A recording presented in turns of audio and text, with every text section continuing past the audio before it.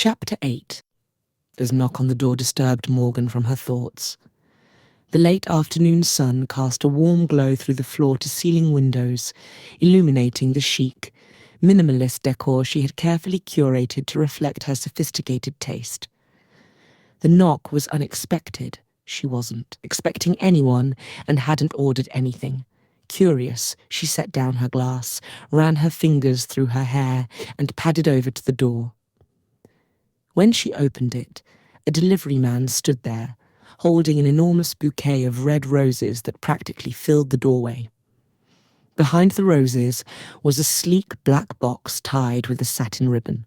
Morgan's eyes widened slightly in surprise, though she quickly composed herself, flashing the man a charming smile.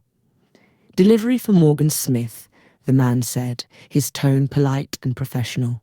"That's me," she replied, stepping aside to let him bring the flowers and the box into the apartment. The scent of the roses filled the room, rich and intoxicating, as the delivery man carefully set them down on the marble countertop. "Have a great day, Ma'am," he said, tipping his cap before leaving. Morgan closed the door behind him and turned to the bouquet. The roses were stunning, their deep red petals velvety and perfect. She reached out to touch one, the softness of the petals almost surreal. There was a note tucked into the arrangement, and she pulled it out, knowing exactly who they were from. Her fingers trembled slightly as she unfolded the note, but she quickly steadied herself, reminding herself that this was all part of the plan. The handwriting was familiar, elegant and strong, just like Adrian. "Morgan, I thought these might brighten your day, though I'm sure nothing could compare to you. The earrings are a little something to remind you of our time together. Looking forward to our next adventure. Join me in Dubai in 2 weeks, Adrian." Morgan's lips curled into a satisfied smile as she read the note. Adrian's charm never failed to make an impact, but what thrilled her more was the realization that she still had him hooked, the fact that they hadn't seen each other in a while. She was still in his thoughts, still a part of his life, and that was exactly where she needed to be. And now they'd have another rendezvous. She set the note aside and turned her attention to the black box. Untying the ribbon, she carefully lifted the lid to reveal a pair of delicate diamond earrings nestled in velvet. The diamonds sparkled brilliantly, catching the light from the setting sun and casting tiny rainbows across the room. They were exquisite, understated but undeniably expensive, the kind of gift that spoke volumes about Adrian's wealth and his desire to keep her happy. Morgan picked up one of the earrings, holding it up to the light to admire its craftsmanship. They were perfect, exactly the kind of thing she loved, elegant, refined, and designed to make a statement without being ostentatious. She felt a thrill of satisfaction as she imagined how they would look on her, how they would catch the light at just the right moment when she was out with Adrian, or perhaps even someone else. She put the earrings back in their box and closed the lid, a sense of triumph washing over her. Adrian was still hers, still willing to shower her with gifts and attention, but she knew how to be patient, how to bide her time. The earrings were a reminder that she was still in the game, still moving forward with her plans. Morgan placed the box on the counter next to the bouquet, her mind already racing with possibilities. She would wear the earrings at the next high-profile event she attended, where they would be sure to draw attention and spark conversations.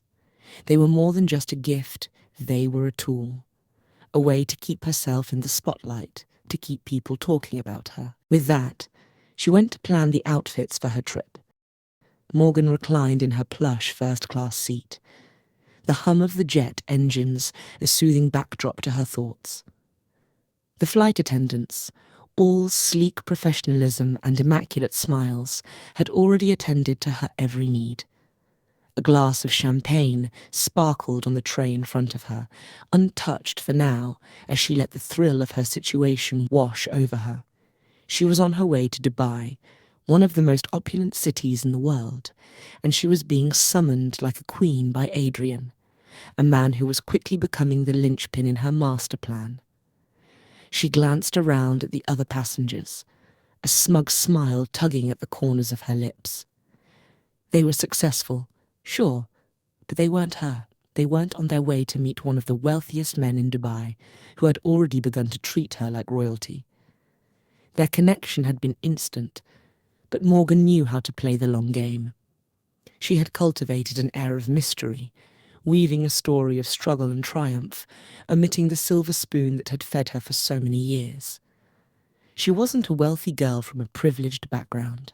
No, she was a fighter, a self-made woman who had clawed her way up the ranks of Hollywood to secure a spot on a cable TV show. She knew how to sell a story, and Adrian, with all his wealth and savvy, had bought it hook, line, and sinker. As the plane began its descent into Dubai, Morgan felt a flutter of anticipation. She had never been to the Middle East before, but that didn't matter. What mattered was that she was about to step into a world where wealth and power ruled, and she was determined to carve out her place in it. When the plane finally touched down, Morgan gathered her belongings and made her way to the exit. The heat of Dubai hit her like a wall as she stepped onto the tarmac, but she barely noticed. She was too focused on what lay ahead. Inside the terminal, she scanned the crowd, searching for Adrian's driver, but what she found left her momentarily speechless. There he was, Adrian himself, standing amidst the throngs of travellers, holding a bouquet of the most stunning flowers she had ever seen. He was dressed in an impeccably tailored suit, his dark hair neatly styled, his smile bright and confident as he caught sight of her. Morgan, he greeted her warmly, his voice smooth and inviting. He stepped forward, pressing the bouquet into her hands before leaning in to kiss her cheek. Welcome to Dubai. For a brief moment, Morgan was genuinely taken aback. She had expected the chauffeur, of course. Adrian had mentioned his driver would pick her up, but for him to be here, waiting for her in person, with flowers no less, was beyond anything she had anticipated. It was almost too easy, like a scene from one of those romantic dramas she used to scoff at. Adrian, she purred, regaining her composure as she returned his kiss. I wasn't expecting you. I couldn't wait to see you, he replied smoothly, his hand resting at the small of her back as he guided her through the airport. The gesture was possessive, protective, exactly what she had hoped for. They made their way to a waiting black Rolls-Royce, the epitome of luxury, and Adrian held the door open for her before sliding in beside her. The chauffeur, a middle-aged man with a stoic expression, closed the door behind them, and soon they were gliding through the sun-drenched streets of Dubai. The city outside was a blur of modern skyscrapers, opulent hotels, and sprawling malls, but Morgan's mind was elsewhere. The flowers rested in her lap, their fragrance filling the cool interior of the car, but she hardly noticed. Her thoughts were consumed with the feeling of victory, the realization that her plans were falling perfectly into place. Her father's money had opened many doors, but it had also been a burden. In Hollywood, people respected the struggle, the rags to riches story that they could admire or pity. No one pitied the rich girl whose daddy paid for everything. So, Morgan had rewritten her narrative, turning herself into the self-made woman she knew would earn sympathy, admiration, and respect. And Adrian, dear, handsome Adrian, was falling for it all. When they finally arrived at the hotel, Morgan couldn't help but gasp. The Burj Al Arab, the iconic sail-shaped building, loomed ahead, its gleaming exterior a testament to the luxury within. The chauffeur pulled up to the entrance, and a flurry of hotel staff appeared to open the doors and take their luggage. After you, Adrian said, gesturing for her to step out. She did so, her heart racing as they were ushered inside. The lobby was a spectacle of gold and marble, but it was the service that truly dazzled. Within minutes, they were whisked away to the presidential suite, the crown jewel of the hotel. When the doors opened, Morgan was greeted by a sight that took her breath away. The suite was massive, with floor-to-ceiling windows offering an unparalleled view of the city and the ocean beyond. Every detail screamed wealth, from the plush furnishings to the sparkling chandeliers, and the opulence was almost overwhelming. "Do you like it?" Adrian asked, his voice low as he watched her take it all in. Morgan turned to him, her expression carefully controlled. "It's perfect," she replied, her voice steady, though inside she was practically buzzing with excitement. This was everything she had ever dreamed of, and more. Adrian smiled, clearly pleased. "Good. I wanted to make sure you were comfortable." Comfortable? She was beyond comfortable. She was in the lap of luxury, living the life she had always believed she deserved. And the best part?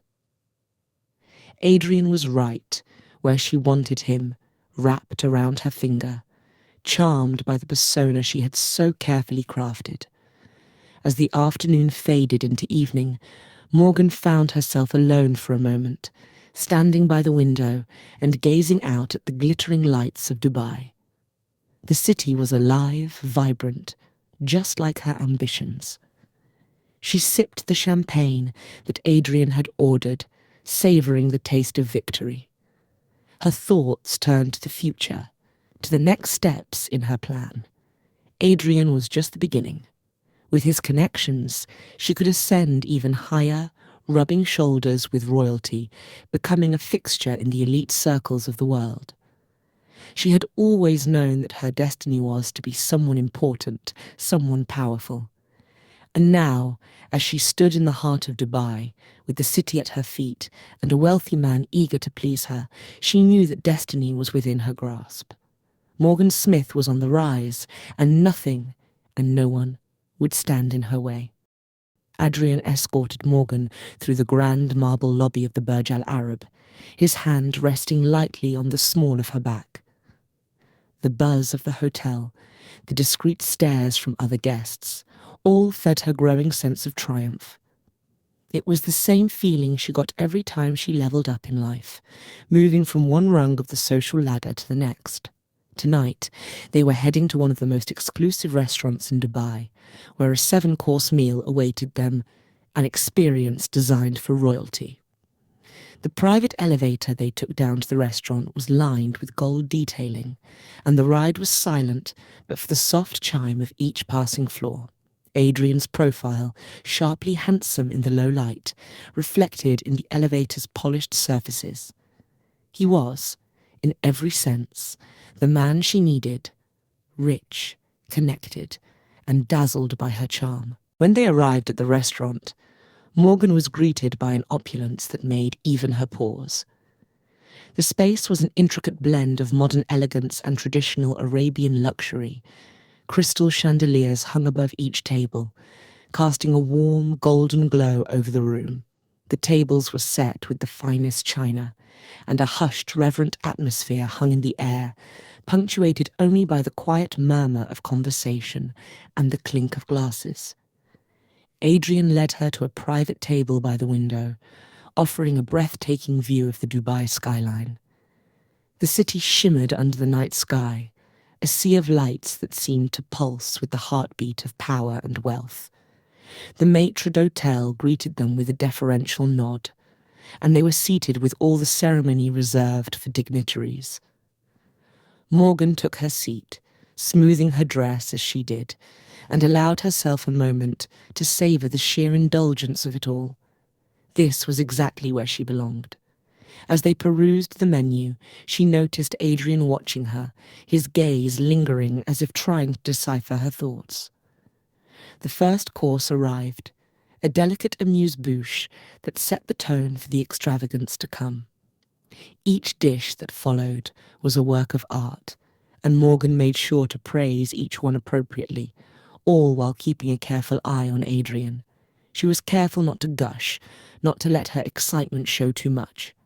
She had learned long ago that restraint and sophistication were key in settings like this. It was during the third course, a succulent piece of duck paired with a rare vintage wine, that Adrian leaned in slightly, his eyes sparkling with curiosity. "You know," he began, his voice low, "I've noticed something about you, Morgan." She raised an eyebrow, her expression one of polite interest. "Oh, what's that?"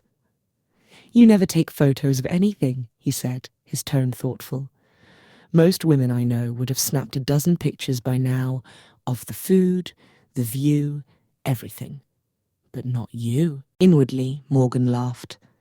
She had been waiting for this observation, knowing it would only add to the carefully constructed image she was presenting.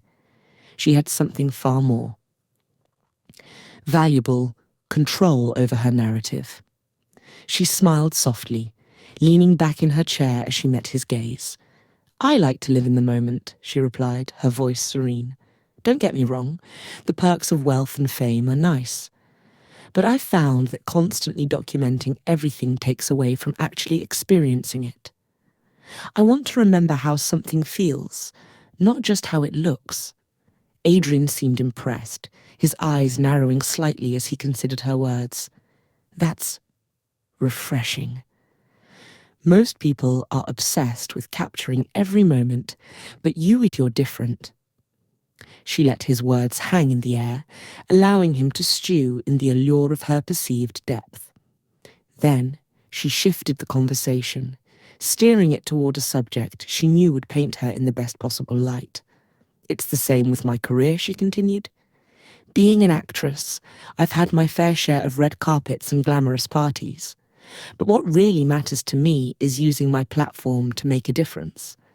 There's so much work to be done in the world, and I want to focus on causes that really matter, helping the less fortunate, supporting charities that can make a real impact." She watched as his expression softened, a sign that she had hit the mark.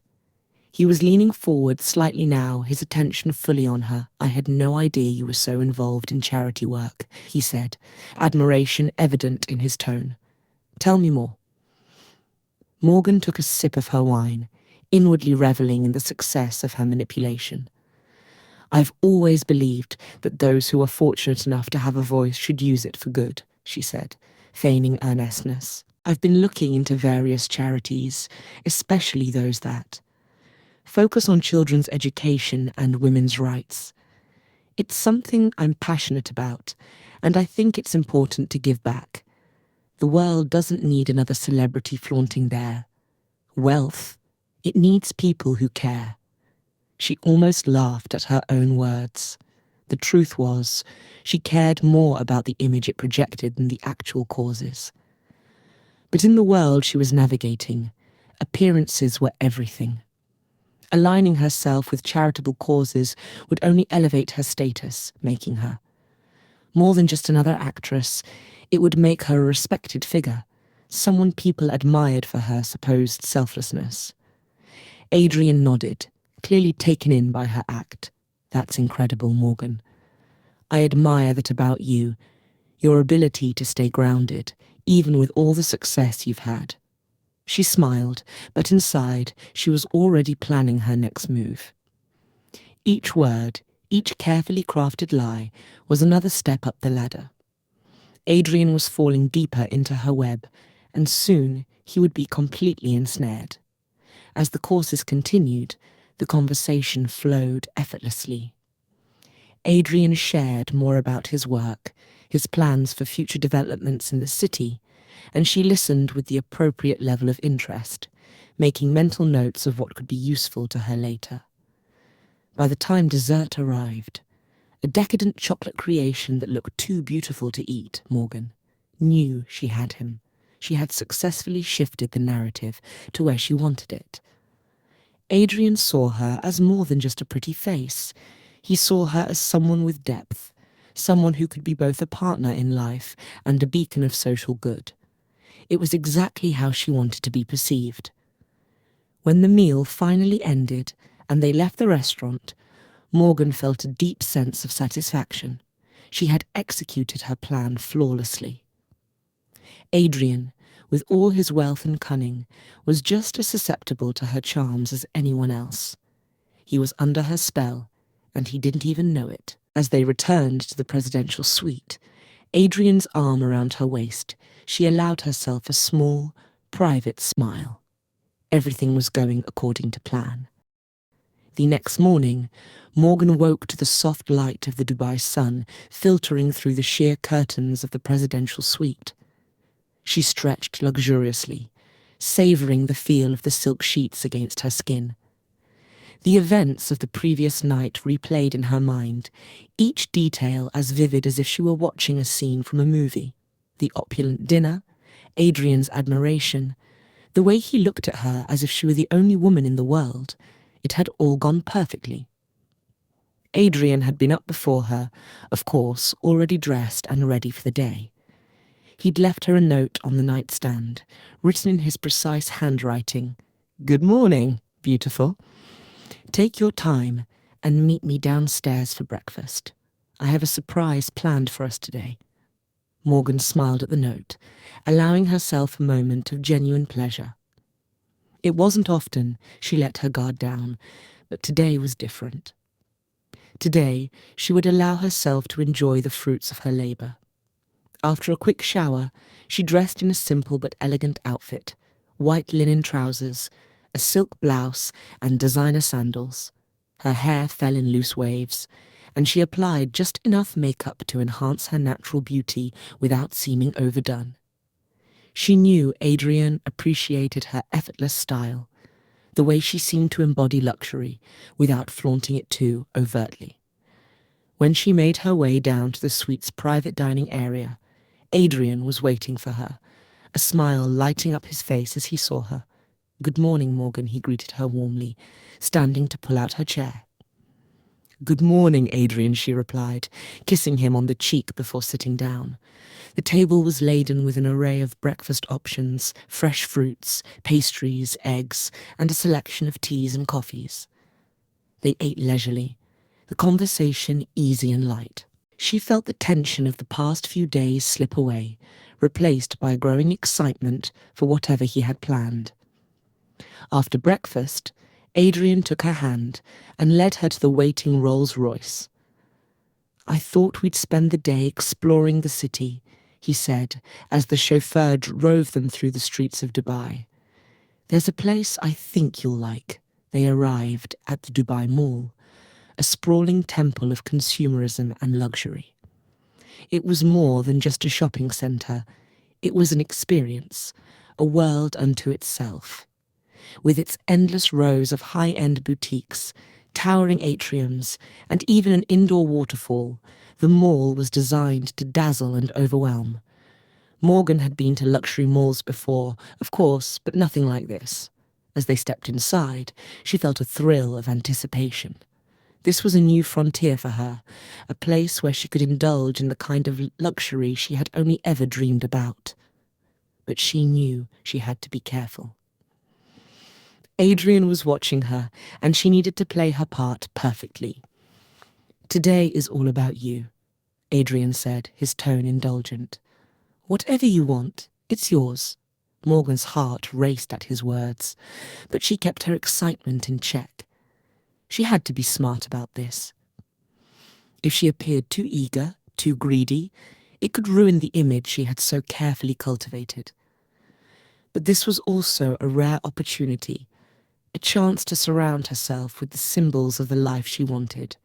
As they strolled through the mall, passing one luxury store after another, Morgan thought carefully about how to handle the situation. She had never been in this position before, where someone so wealthy was willing to spend lavishly on her without a second thought. It was a heady feeling, and she had to remind herself to stay focused. They entered a high-end jewellery store, the kind where the displays were lit like precious artifacts in a museum.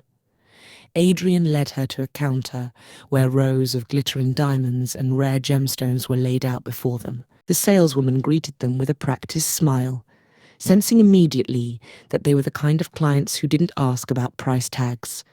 "See anything you like?" Adrian asked, his tone casual, but there was an intensity in his eyes as he watched her. Morgan let her gaze linger on a stunning diamond necklace, its brilliance catching the light in a way that made her pulse quicken. But she knew better than to go for the most expensive piece in the store. Instead, she reached for a more understated but equally beautiful bracelet, a delicate chain of rose gold adorned with tiny diamonds. "This is lovely," she said, her voice soft and genuine. "It's simple, but elegant." Adrian smiled, clearly pleased with her choice. "Then it's yours," he said, nodding to the saleswoman, who immediately began to box up the bracelet. Morgan felt a surge of satisfaction. She had made the right call. By choosing something that was luxurious but not ostentatious, she had reinforced the image of herself as someone who appreciated quality without being showy. They continued shopping, moving from one store to another. Adrian encouraged her to pick out whatever caught her eye, a designer handbag here, a pair of Italian leather shoes there. But each time, Morgan was careful not to go overboard. She chose items that were expensive, yes, but not excessive. She wanted Adrian to see her as someone who valued the finer things in life, but who wasn't defined by them. At one point, they passed a boutique that specialized in custom couture gowns. "Would you like to go in?" Adrian asked, noticing her interest. Morgan smiled and shook her head. "They're beautiful, but I don't have anywhere to wear something like that," she said, letting a hint of wistfulness creep into her voice. "I prefer to save special things for special occasions." Adrian seemed to appreciate her restraint. "You're very different from most of the women I've known," he said as they continued walking. "You have a certain grace about you, a sense of purpose." Morgan's was elated. His words were exactly what she wanted to hear. She had worked hard to cultivate this image of herself as a woman of substance, someone who wasn't just another pretty face. And now it was paying off. They finished their shopping spree with a visit to a high-end perfume store, where Adrian insisted on buying her a bottle of the finest fragrance they had. As the saleswoman wrapped the bottle in tissue paper and placed it in a glossy bag, Morgan felt a deep sense of satisfaction. This was what she had always wanted, to be surrounded by luxury, to be admired and indulged by a man who could give her everything. But more than that, she wanted to be seen as someone worthy of it all, and today she had played her part to perfection. As they left the mall and headed back to the hotel, Morgan felt a renewed sense of confidence. Her plan was working. Adrian was falling deeper under her spell, and with each passing day, she was getting closer to the life she had always dreamed of. But she knew she couldn't get complacent. There was still work to be done, and she would have to be even more careful as she navigated the next steps in her plan. The stakes were higher now, and she couldn't afford to make any mistakes. For now, though, she allowed herself to enjoy the moment. The bags at her feet were filled with the spoils of her success, and the man beside her was everything she had ever wanted. She was climbing higher and higher, and nothing was going to stop her. The luxury spa was everything Morgan had imagined and more. Nestled within the towering expanse of one of Dubai's most exclusive hotels, it was a sanctuary of calm and opulence.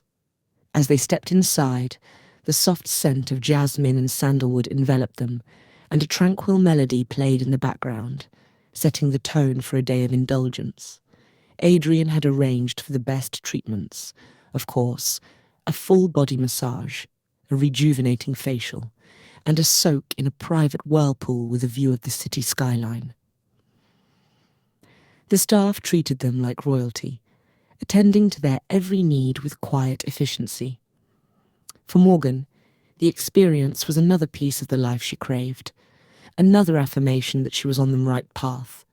As the massage therapist worked out the last knots of tension from her shoulders, Morgan closed her eyes and let herself drift. She felt almost weightless, as if she were floating on the surface of a calm sea. Her mind wandered to the future, to the possibilities that lay ahead if she played her cards right. She pictured herself as the wife of a powerful, wealthy man, living in the kind of luxury most people only dreamed of. It wasn't just the money or the status that appealed to her, it was the security, the knowledge that she would never have to worry about anything again. She had grown up with wealth, but that had always been her father's money, her father's power. What she wanted now was something of her own, something that no one could take away from her. Adrian, she believed, could give her that. He was everything she had been looking for, charming, handsome, and rich beyond imagination. But she knew better than to rush things.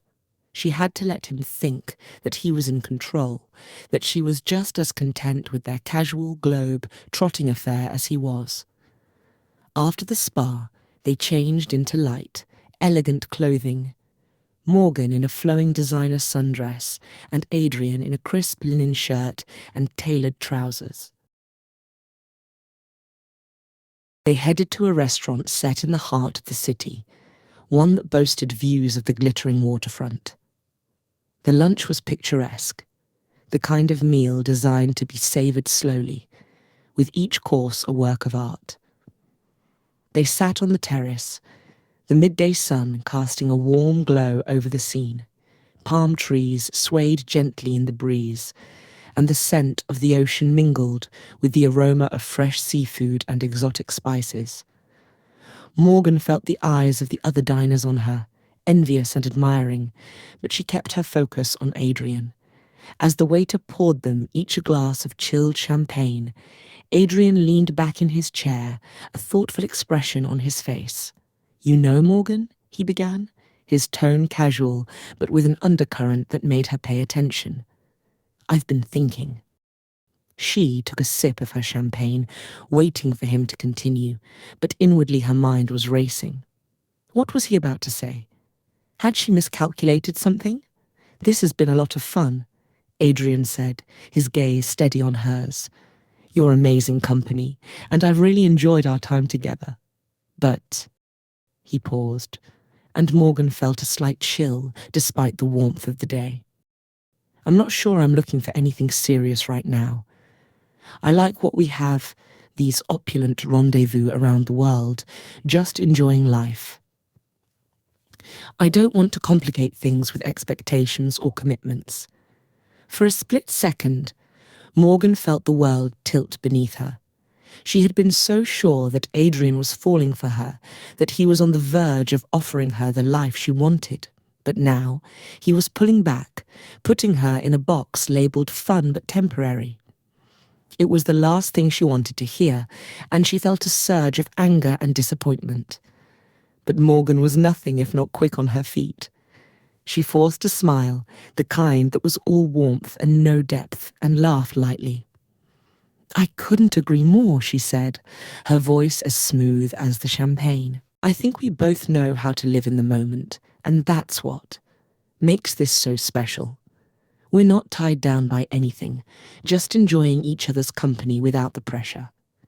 Adrian's smile broadened, clearly pleased with her response. "Exactly," he said, reaching across the table to take her hand. "I knew you'd understand. You're different from the others, Morgan. You know how to have fun without getting too attached." Morgan's smile never wavered, but inside, she seethed. She wasn't some girl to be toyed with, some fleeting amusement for a wealthy man who didn't want to be tied down. She wanted more, she deserved more. But she couldn't let that show. Not now, not when she had come this far.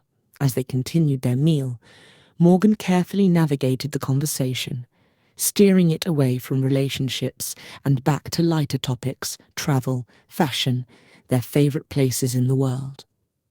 She laughed at all the right moments, made the right observations, and kept Adrian engaged, all the while formulating a new plan. If Adrian wasn't ready to settle down, she would have to bide her time. She would stay in his life, make herself indispensable to him, become the woman he couldn't imagine living without. She would continue to play the role of the perfect, carefree companion, all the while deepening her hold on him. And if, after all that, he still didn't come around, she would move on to someone who would. Morgan was nothing if not adaptable, and she knew there were other wealthy, powerful men out there who would see her for what she was, a woman of substance, someone worthy of more than just a series of casual flings. But for now, she would keep her cool, keep playing the game. She had worked too hard to let this slip through her fingers. Adrian might think he was in control, but in the end, it would be her who had the last laugh. As they finished their meal and left the restaurant, Morgan slipped her arm through Adrian's, leaning into him with a practiced ease. She could feel his pride in her, his satisfaction at how well their time together was going. Little did he know, she was already plotting her next move, her mind working faster than ever to secure the future she so desperately wanted. And she would get it, no matter what. The luxury nightclubs was everything Morgan expected, exclusive, opulent, and buzzing with the energy of the elite. They entered through a private entrance, bypassing the velvet rope and the crowd of people hoping to be deemed worthy of entry. Inside, the music pulsed with a heavy bass, and the lighting cast a seductive glow over the room. The clientele was a mix of the world's wealthiest and most influential, each vying to be seen, to be recognized, and to assert their status in this glamorous playground. Adrian led her to a secluded VIP section, where a bottle of the finest champagne awaited them. The club staff moved with military precision, attending to their every need without being intrusive. As they settled into the plush seating, Morgan felt Adrian's hand on her lower back, guiding her closer to him. She let herself relax into the moment, but her mind was far from at ease. This night was just another step in her plan, another opportunity to cement her position in Adrian's life, even if marriage with him now seemed like a distant fantasy. He was a sinking ship in that regard, one she knew she couldn't fully rely on for the long-term security she craved. But that didn't mean she was ready to let him go. His wealth, his connections, and the lifestyle he provided were still invaluable. Keeping him close, while also expanding her horizons, was the smartest move she could make. As the night wore on, and Adrian leaned in to whisper something in her ear, Morgan's thoughts drifted to her recent trip to England. Daphne Wentworth. Daphne was everything Morgan needed in a friend, well-connected, influential, and just the right amount of shallow. Through her, Morgan had access to a world that even Adrian couldn't offer. Sebastian Wentworth, wealthy, handsome, and of noble lineage. He was exactly the kind of man Morgan had been positioning herself for. If she could just get close enough, if she could just get him to notice her, then everything she had worked for could finally pay off. Adrian handed her a glass of champagne, and Morgan took it with a smile, playing the part of the carefree woman enjoying a night out. But inside, her mind was whirring with calculations and strategies. She saw Sebastian at his charity, but didn't get a chance to talk about him. But it wasn't enough. She needed more time with him, more opportunities to weave her way into his life. Having fun? Adrian's voice cut through her thoughts, bringing her back to the present. He was looking at her with that lazy, confident smile, the one that said he knew he could have anything he wanted. Always, Morgan replied, her voice honeyed and smooth. She took a sip of her champagne, leaning into him slightly as if to emphasize their connection. Adrian wrapped an arm around her shoulders, pulling her closer. "You're different, Morgan," he said, his tone slightly slurred from the alcohol. "Not like the others. You get it. You're smart." She smiled at the compliment, knowing it was true. She was smart, smarter than he realized. "I just know what I want," she said, her voice light and flirtatious, "and I go after it." He laughed, tipping his head back as he did. "Damn right you do." Morgan's smile widened, but her thoughts were still on England, on Daphne and Sebastian.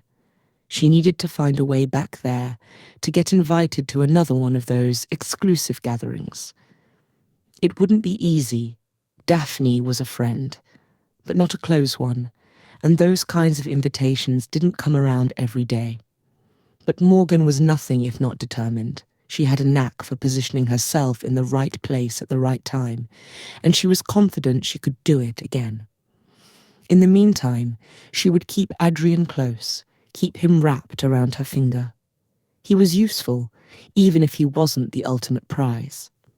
And who knew? Maybe she could still work him into her plans somehow. The idea of a man like Adrian, with all his wealth and connections, being at her beck and call was too good to give up entirely. But Sebastian was the one she needed to hook like a fish. He was the one who could elevate her to a level she had only dreamed of, and once she had him, once she had secured her place by his side, she would have everything: money, power, and the kind of status that would make her untouchable. She turned her attention back to Adrian, who was now talking about an upcoming business trip to Hong Kong. Morgan listened with half an ear, nodding in the right places and making the appropriate comments, all the while thinking about how she would maneuver her way back into Daphne's good graces. She would have to be careful, strategic, but that was nothing new to her. As the night went on, Morgan allowed herself to relax into Adrian's embrace, enjoying the perks of the life she was living now, even as she plotted her next move. Because that was the thing about Morgan, she never stopped planning, never stopped looking for the next opportunity. And she was certain that, sooner or later, she would have everything she ever wanted. For now, she would keep playing the game, knowing that the stakes were higher than ever. The dim light of the restaurant cast a warm glow over the cozy, intimate space. Morgan sat across from Rick at their favourite spot, a small, upscale bistro tucked away in Boston's South End. The flickering candle light danced in his eyes as he smiled at her, unaware of the turmoil brewing beneath her composed exterior. Rick had suggested this place for their date night, knowing how much Morgan loved the ambience, the soft jazz playing in the background, the aroma of freshly baked bread, and the way the waitstaff knew them by name. For a moment, she almost felt guilty for what she was about to do. Almost. Morgan picked at her salad, her appetite non-existent. She was too focused on the performance she was about to give, summoning all her acting skills to ensure it was convincing. Rick was a good guy, reliable, kind, and steady, the kind of man most women would be thrilled to be with. But for Morgan, he was safe, predictable, and, most importantly, no longer aligned with her ambitions. She had outgrown him, but she wasn't ready to let him go just yet. With Adrian still hesitant to commit, Rick was her fallback, her safety net. But even safety nets required maintenance, and tonight she needed to make sure Rick was still securely in place. "Rick," she said softly, her voice tinged with a sadness she didn't feel. She looked up at him, letting her eyes shimmer with unshed tears. "There's something I need to tell you." Rick immediately put down his fork, concern etched across his handsome face. "What is it, Morgan? What's wrong?" Morgan took a deep breath, as if steeling herself to share something painful. She let her shoulders slump slightly, a practiced gesture meant to convey vulnerability. "The short film I was working on in Paris, it's been shelved by the studio. They decided to pull the plug at the last minute." Rick's face fell, and he reached across the table to take her hand in his touch gentle and comforting. "Oh, Morgan, I'm so sorry. I know how much you were looking forward to that project." Morgan nodded, letting a single tear slip down her cheek. She didn't bother wiping it away, knowing it would only add to the effect. "I was," she whispered, her voice breaking just enough to sound authentic. "It was supposed to be my big break, you know? A chance to prove that I'm more than the character of Lindsay on Ties, that I'm capable of doing serious work as a lead. And now, it's just gone." Rick squeezed her hand, his thumb brushing soothingly over her knuckles. "You're capable, Morgan. You don't need a film to prove that. You're an incredible actress, and anyone who can't see that is a fool." His words were earnest, sincere, and they should have made her feel something. But all Morgan could think about was how he was falling for it, how easily he believed her fabricated story. She had spent months telling Rick about the supposed filmings, using it as her alibi for trips to Europe, trips that were really about furthering her social climbing ambitions, including her recent rendezvous with Adrian in Dubai. "Thank you, Rick," she murmured, lowering her gaze to the table as if she were too distraught to meet his eyes. "I just feel so lost right now. Like I don't know what's next for me." Rick stood up from his chair and moved to her side, pulling her into a tight embrace. Morgan leaned into him, letting him cradle her as she continued her act. She had mastered the art of appearing vulnerable without actually being so, and tonight was no exception. She allowed herself to be held, drawing comfort from his presence, even as her mind remained coldly calculating. "I'm here for you, Morgan," Rick whispered into her hair. "Whatever you need, whenever you need it. We'll figure this out together." Morgan pulled back slightly, looking up at him with tear-filled eyes. "I don't know what I'd do without you," she said, her voice thick with emotion. Rick gave her a sad smile, brushing a strand of hair behind her ear. "You don't have to do anything alone, okay? We're a team." Morgan forced a small smile, leaning up to kiss him gently. "Thank you," she said softly. "I really needed to hear that." They returned to their seats, and Rick immediately signaled the waiter to bring them another bottle of wine. He was trying to cheer her up, to lift her spirits, and Morgan let him, knowing it was exactly what he needed to feel useful, to feel like he was helping her. It was all part of the game, the careful balancing act she had perfected over the years. As the evening went on, Morgan allowed herself to relax slightly, enjoying the familiar comfort of Rick's presence. He was easy to be with, undemanding in a way that suited her current needs. But as much as she appreciated the stability he offered, she knew it wouldn't last. Sooner or later, she would have to move on, whether it was with Adrian or someone else, someone who could offer her the power and prestige she truly craved. For now, though, Rick was still useful, and she would keep him close. She would keep playing the part, keep up the pretense, because that was what she did best. And as long as he believed in her, believed in them, she knew she had nothing to worry about. But in the back of her mind, even as she laughed at Rick's jokes and held his hand across the table, her thoughts drifted to the future, to the plans she was still laying, the ambitions she was still chasing. Tonight was just another scene in the story she was crafting, a story where she would ultimately come out on top. As the waiter poured them both another glass of wine, Morgan raised her glass to Rick, her smile genuine this time, even if her intentions weren't. "To us," she said, clinking her glass against his. "To us," Rick echoed, his eyes full of love and devotion. Morgan took a sip of her wine, savouring the taste. She might have outgrown Rick, but for now, he was exactly where she needed him to be. And as long as she kept her wits about her, she knew she would continue to have the upper hand. Because in the end, Morgan always knew how to play her cards right.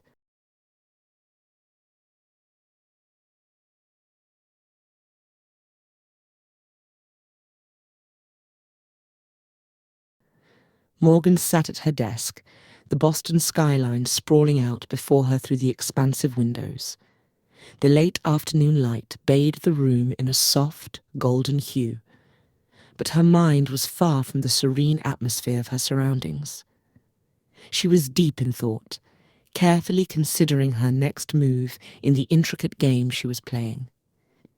She knew she needed to keep her options open, to continue expanding her network and positioning herself for greater opportunities. And that was exactly what she'd been doing with Evelyn Harrington. Evelyn was the epitome of old money, elegant, refined, and connected to some of the most powerful circles both in America and across the pond. She had sent Evelyn gifts on her birthday, baked vegan cookies when she learned of the older woman's dietary preferences, and played the role of the devoted daughter figure, always attentive and caring. It was all part of her long-term strategy, and so far it had been paying off. Evelyn had become a valuable ally, someone who could open doors that Morgan had only dreamed of entering. As she pondered her next steps, a soft chime from her laptop drew her attention. She turned to the screen, her eyes narrowing slightly as she saw a new email from Evelyn in her inbox. Subject: a special invitation. Dear Morgan, I hope this message finds you well, my dear. I wanted to let you know that I will be hosting a grand party at my estate in the British countryside next month. It's going to be quite the affair, with many notable guests from both sides of the Atlantic. I thought you might enjoy the company, and it would be wonderful to have you there. I have some very special guests that will be in attendance, ones you'll get along with well, and Daphne will also be there. I know how much you enjoy meeting new people, and this could be an excellent opportunity for you. Please let me know if you're able to join us. It would mean a lot to me. With warm regards, Evelyn. Morgan's eyes scanned the email, her pulse quickening as she reached the part about the special guests. This was exactly what she had been waiting for. Evelyn's estate, with its sprawling gardens and centuries-old manor, was the perfect setting for the kind of event that could change everything for her. And with Daphne being there was no doubt in Morgan's mind that Sebastian might be among the guests. She paused, letting the possibilities unfold in her mind. Evelyn's party could be her golden ticket, the chance to secure an introduction to the Count of Northallerton, a man whose wealth and status could elevate her to the heights she'd always dreamed of. If she played her cards right, she could position herself as the perfect match for Sebastian, or at the very least, someone worth considering. But first, she needed to ensure she had a base of operations in London during the week of the party. Evelyn's estate was in the countryside, but the real work would happen in the city, networking, attending events, and making sure she was seen in all the right places. For that, she needed a room at the Haven Society.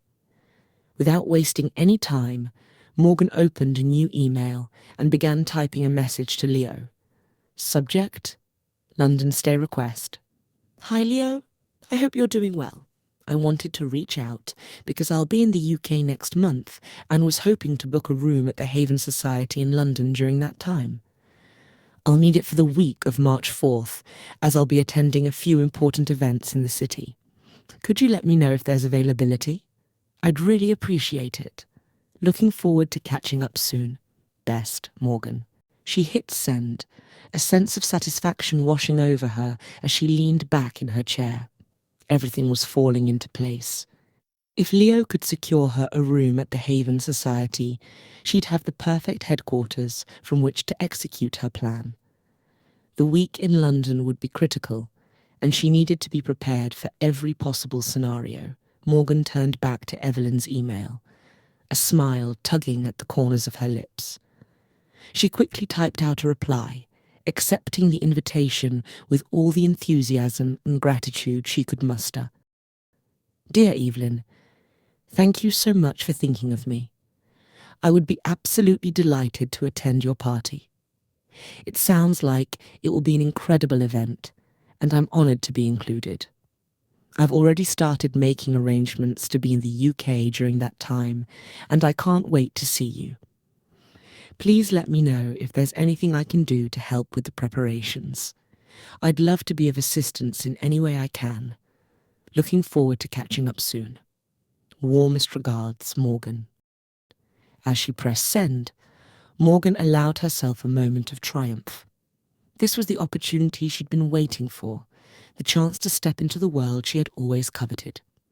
With Evelyn's help and a bit of luck, she could finally secure the connections she needed to reach the pinnacle of her ambitions. And if Sebastian was there, she would be ready, ready to charm, ready to impress, and ready to make him see that she was the woman he had been waiting for. The soft glow of her laptop screen was the only light in Morgan's living room as she sat on the plush sofa, her focus on the screen.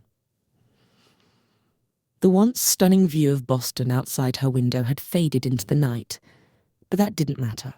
On the screen before her was an interview with Sebastian, filmed a few months prior. The interview was with a well-known British journalist who was asking Sebastian about his mother, Viscountess Adeline, and her philanthropic work. Morgan watched closely as Sebastian spoke, his voice calm, articulate, and tinged with the kind of melancholy that came from losing someone so important at such a young age. His blue, intelligent eyes held a depth that Morgan found both intriguing and challenging. She rewound the clip, paying close attention to how he responded to the questions about his own charitable endeavours. Sebastian had established several foundations, focusing on everything from mental health awareness to educational initiatives in underprivileged communities. He was clearly passionate about his work, and the more Morgan learned, the more she realised just how crucial it would be to appeal to this side of him. It wasn't just about being beautiful or charming, though those were tools she wielded with expert precision. Sebastian had layers, and if she wanted to weave herself into his life, she needed to play to all of them. For hours, Morgan absorbed everything she could about Sebastian: interviews, documentaries, articles, and even social media snippets. She analysed the way he spoke, the words he chose, and how he carried himself. This wasn't just about casual interest. This was preparation, strategy. Every detail mattered. When she finally closed her laptop, it was well past midnight, but Morgan's mind was still racing. She set the empty wine glass on the coffee table and walked over to the mirror on the wall. Standing before her reflection, she began to rehearse. "Sebastian, I was so moved by the work your mother did for children's charities. I've been involved in a few projects myself, and I would love to hear more about your initiatives." Her voice was soft, sincere, with just the right touch of vulnerability. She paused, tilting her head slightly, as if listening to an imaginary response. Then, she continued, "I've always believed that those of us with a platform have a responsibility to give back, to use our influence for good. It's something I'm deeply passionate about." Morgan smiled at herself, noting how natural the words felt. She knew she couldn't just parrot back what she thought Sebastian wanted to hear. It had to be authentic, believable, and if there was one thing Morgan excelled at, it was making people believe in her. She ran through different scenarios in her mind, crafting responses to potential questions and steering the conversation in directions that would highlight her supposed dedication to philanthropy. She practiced expressions of empathy, moments of shared understanding, and even rehearsed how she would delicately touch his arm, just enough to forge a connection, but not so much as to be overt. Morgan envisioned the grand party at Evelyn's estate, picturing herself dressed in an elegant gown, effortlessly mingling with the guests, waiting for the perfect moment to approach Sebastian.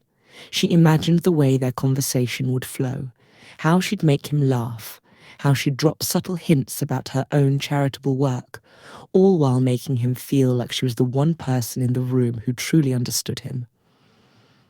"Sebastian," she whispered to her reflection, "I think we could do something incredible together." The more she rehearsed, the more confident she became. She knew she had to be perfect, flawless even. Sebastian wasn't just another man to charm. He was a gatekeeper to the world she longed to be a part of. If she could win him over, everything she'd worked for, every calculated move she'd made, would finally pay off. As the night wore on, Morgan's determination solidified. This wasn't just a game, this was her life's work. She had spent years perfecting her image, her persona, all for moments like this, and she wouldn't let anything stand in her way. By the time she finally allowed herself to rest, Morgan knew exactly how she would approach Sebastian at the party. She had rehearsed every line, every gesture, every expression until it was second nature. When she finally closed her eyes, it wasn't to sleep but to dream of the world she was so close to capturing. The clock was ticking, and Morgan was ready. All she needed now was for the stage to be set, for Evelyn's party to arrive, and for Sebastian to be there. And when that moment came, she would be prepared to play her part to perfection. The first thing Sebastian felt as he stirred was the dull, pounding ache in his head. He groaned softly, pulling the silk sheets over his eyes in a vain attempt to shut out the morning light streaming through the grand windows of his bedroom. The luxury of his surroundings did nothing to ease the discomfort, in fact. It only served as a reminder of the night before. He had lost track of how many drinks he'd had, each one accompanied by laughter and flirtatious banter with women whose names he couldn't quite recall. It had been another one of those nights, lavish, indulgent, and utterly meaningless. As he slowly opened his eyes, he found himself staring up at the ornate ceiling of his wing in his father's vast estate. The room was a masterpiece of old-world elegance, intricately carved mouldings, crystal chandeliers, and paintings that had hung in the family for generations. But to Sebastian, it was just another gilded cage, a place that, despite its grandeur, offered no real comfort. With a heavy sigh, he forced himself to sit up, wincing as the movement sent another wave of pain through his skull. He ran a hand through his dishevelled hair, trying to piece together the events of the previous night. There had been a party, of course. There was always a party. He vaguely remembered the private club, the bottles of champagne, the women who flocked around him like moths to a flame. But the details were hazy, blurred by the alcohol and the sheer monotony of it all. A soft knock on the door interrupted his thoughts. Before he could respond, the door opened, and 2 royal aides entered, moving with the quiet efficiency that had been drilled into them from years of service. One of them carried a silver tray with Sebastian's breakfast, a perfectly prepared omelette, fresh fruit, and a glass of freshly squeezed orange juice. The other held a leather-bound planner, his day's schedule already neatly outlined. "Good morning, Your Grace," the first aide said, setting the tray down on the table beside the bed. "We've brought your breakfast. Shall I read your schedule for the day?" Sebastian barely glanced at the tray, the smell of food turning his stomach. He knew what was coming next, the daily recitation of his obligations, each one designed to reinforce the image that had been so carefully curated for him. Public appearances, charity events, meetings with advisors, it was all part of the facade, the polished version of himself that the world was meant to see. But today, he wasn't in the mood to play along. "Not interested," Sebastian muttered, waving a hand dismissively. "Cancel everything." The second aide hesitated, his hand hovering over the planner. "But, Your Grace, you have an important meeting with the trustees of the Northallerton Foundation this afternoon, and later there's a reception." "I said cancel it," Sebastian interrupted, his voice sharper now. "Tell them I'm otherwise engaged." The aides exchanged a glance, but knew better than to argue. Sebastian's reputation for unpredictability was well known within the household, and when he made up his mind, there was little they could do to sway him. "Yes, Your Grace," the first aide replied, inclining his head. "Shall we prepare the car for your outing today?" Sebastian leaned back against the headboard, his gaze drifting out the window to the sprawling grounds of the estate. What he needed now was an escape from all of this, from the expectations, the responsibilities, the constant pressure to live up to a name that he sometimes wished he could shed. "Yeah," he said after a moment. "I'm heading into town, meeting some friends." The aides nodded, bowing slightly before leaving the room as quietly as they had entered. Sebastian listened to the sound of the door closing, then closed his eyes, trying to will away the headache that still throbbed at his temples. He knew what the public thought of him, the dashing young count, philanthropist, and eligible bachelor, always seen at the right events, with the right people, saying the right things. But behind the carefully constructed image was a man who felt increasingly trapped by the very life that had been laid out for him. His relationships had always followed the same pattern, a whirlwind of passion and excitement, followed by inevitable disappointment. The women he dated were drawn to the idea of him, the title, the wealth, the status, but the reality of who he was often proved to be something else entirely. He was restless, unable to commit, and ultimately unable to find the kind of connection that might have grounded him. So he did what he knew best: he distracted himself. Nights out, surrounded by friends who were all too happy to bask in his glow, endless parties, and a steady stream of affairs that never amounted to anything more than a fleeting diversion. But there were moments, like this one, when the emptiness of it all hit him with full force.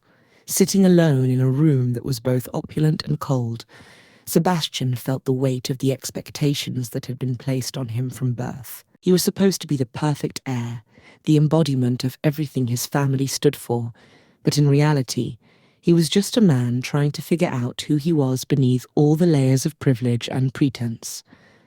With a sigh, he pushed the tray of untouched breakfast away and swung his legs over the side of the bed. He needed to get out of here, to clear his head, to feel something, anything that wasn't this gnawing sense of discontent. A few minutes later, dressed in casual yet impeccably tailored clothes, Sebastian made his way downstairs. The estate was quiet, the only sound the soft footsteps of the staff as they went about their duties. As he stepped outside, the crisp morning air hit his face, refreshing him slightly, but doing little to lift the heaviness in his chest. The car was waiting for him at the front entrance, a sleek black vehicle with tinted windows. Sebastian slid into the back seat, nodding to the driver. "Into town," he said simply. The driver nodded and pulled away from the estate, the car gliding smoothly down the long driveway. As they drove, Sebastian stared out the window, watching the landscape pass by without really seeing it. He was already thinking about the day ahead, about the friends he would meet, the drinks they would have, and the inevitable haze that would follow. It was all temporary, he knew that, but for now, temporary was all he could manage. The real Sebastian, flawed, restless, and searching for something he couldn't quite name, would have to wait for another day. As the car sped through the countryside, Sebastian's thoughts drifted to his sister-in-law, Victoria. She was everything society expected a Viscountess to be: elegant, poised, and impossibly beautiful. But more than that, she was genuinely kind, with a sharp wit that could disarm even the most cynical of guests at any of the endless events she and Richard hosted. She had a way of making everyone feel at ease, a warmth that made her seem approachable despite her status. Sebastian had always admired Victoria, but there was also a gnawing sense of envy that he couldn't quite shake. She was perfect, and not just in the superficial way that so many others in their circle tried to be. Victoria was the real deal, a woman of substance, grace, and charm, and she had chosen his brother, Richard, the golden child, the one who had always seemed destined for greatness. Richard was a spitting image of their late mother, Viscountess Adeline, a woman whose beauty had been the stuff of legend. With his dark hair, striking features, and an effortless charm, Richard had always been the favourite. He had been the heartthrob of their generation, the one the cameras couldn't get enough of, and the one everyone in their world adored. Sebastian, on the other hand, had always felt like the odd one out. With his blonde hair and more rugged looks, he didn't quite fit the family mould. While his brother had inherited their mother's classic beauty, Sebastian had taken after their father, though even there, the resemblance was only partial.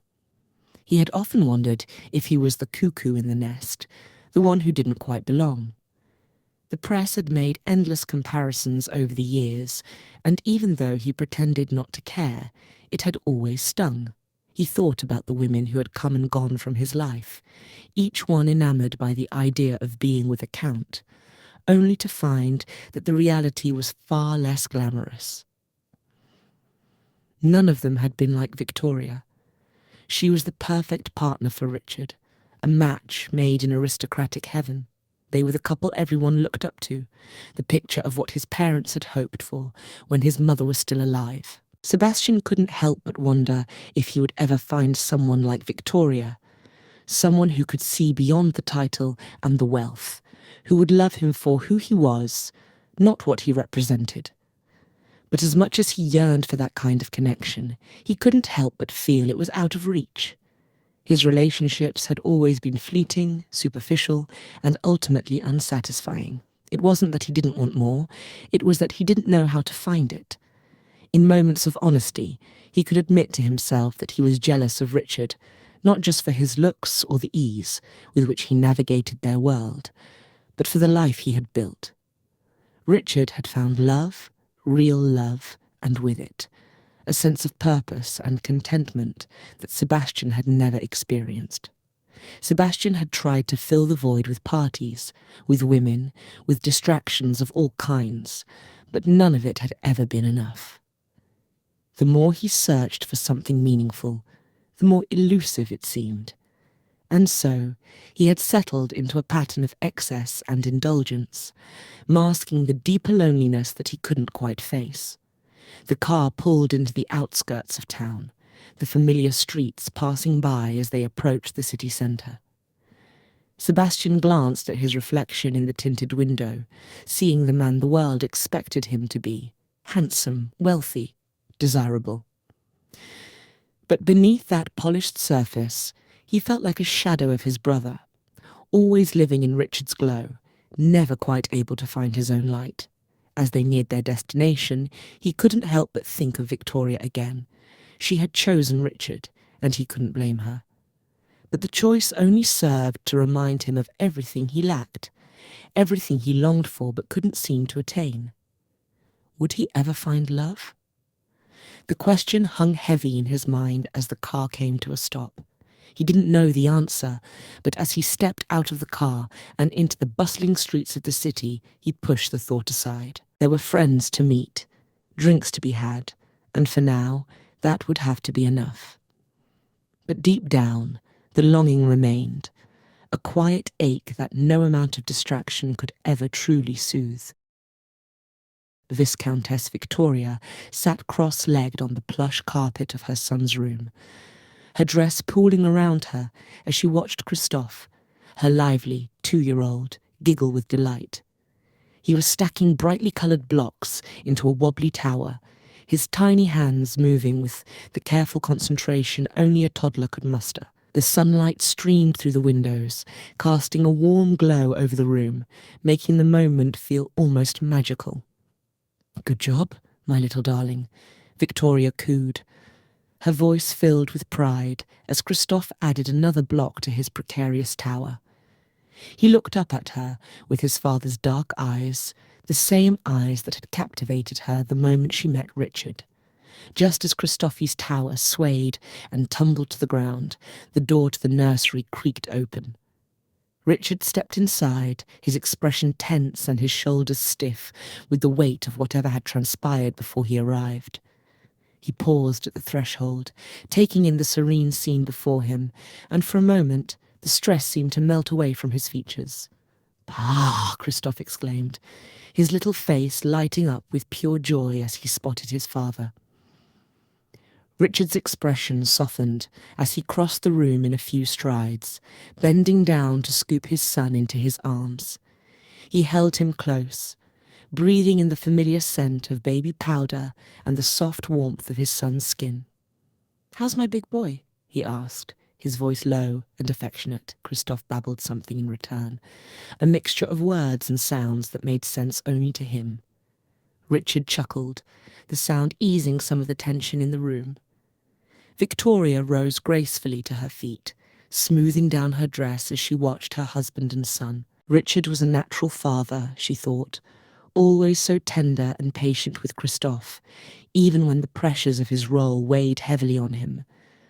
But she could see the strain in his eyes, the furrow in his brow that hadn't been there earlier in the day. "Everything all right?" she asked gently, stepping closer to him. Richard sighed, placing Christophe back down on the floor where he immediately resumed his game with the blocks. "I just had a meeting with father," he said, his tone resigned as he ran a hand through his dark hair. "It was about Sebastian." Victoria's heart sank a little at the mention of her brother-in-law. Sebastian had always been a source of concern for Richard, his younger brother's reckless behaviour often causing ripples that the family had to smooth over. She knew how much Richard cared for him, but also how deeply the situation frustrated him. "What's happened now?" she asked, keeping her voice calm as she moved to stand beside Richard. "He's done it again, Victoria," Richard said, his voice tinged with exasperation. "Another scandal, this time involving some socialite in Paris. The tabloids got hold of it, and father's been in meetings all day trying to do damage control. It's exhausting, having to clean up after him over and over. I just wish he would settle down, find some purpose, and stop living like he's invincible." Victoria reached out, placing a reassuring hand on his arm. "I know it's hard, Richard. Sebastian's always been different. But he's your brother. He's lost in his own way, and maybe he just needs more time to find himself." Richard shook his head, a shadow passing over his face. How much time, though? He's 30 now. At his age, father had already taken on responsibilities, married mother, and was building his legacy. And here's Sebastian, still partying, still making the same mistakes. "I'm starting to wonder if he'll ever change." Victoria squeezed his arm, trying to offer him some comfort. "He looks up to you, Richard. Whether he shows it or not, he does. Maybe one day he'll follow your example." Richard's expression softened, though the worry lines remained etched in his forehead. He glanced down at Christophe, who was happily engrossed in his play. "I hope so, for all our sakes. I just don't want him to drag us all down with him. Our family's reputation, it's all so fragile." Victoria nodded, understanding the weight of what he was saying. The Marquisate was more than just a title, it was a legacy, a responsibility that Richard took seriously. She admired him for that, for the way he shouldered the burden of their family's name with such grace, but she also knew that it was a heavy load to carry, especially with a brother like Sebastian, who seemed determined to test the limits of what the family could endure. "He'll find his way," Victoria said softly, though even she wasn't entirely sure of that. "And in the meantime, we'll be here, supporting him as best we can." Richard sighed again, though this time it was more of a release of tension than a continuation of it. He turned to her, his eyes softening as he took her hand in his. "I don't know what I'd do without you, Victoria. You keep me sane in all of this." Victoria smiled, leaning in to kiss his cheek.